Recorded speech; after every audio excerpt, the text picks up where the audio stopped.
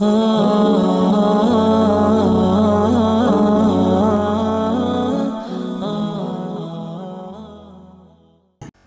و نصلی علی رسولہ الکریم۔ ایک ساتھی نے سوال کیا تھا کہ ایک رکعت میں اگر کسی نے 2 صورتیں ملا کر پڑھی تو کیا اس طرح کرنا جائز ہے یا نہیں، یا نماز میں کوئی فرق آتا ہے یا نہیں؟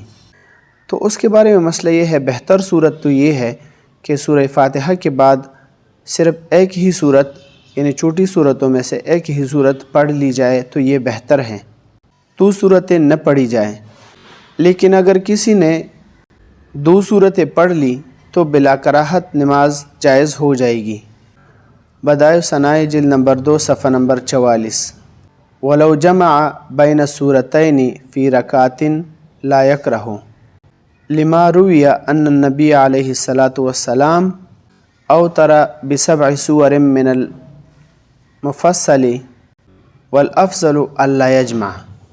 اسی طرح ہندیہ جلد نمبر 1 صفحہ نمبر 78 اور شامی جلد نمبر 1 صفحہ نمبر 546۔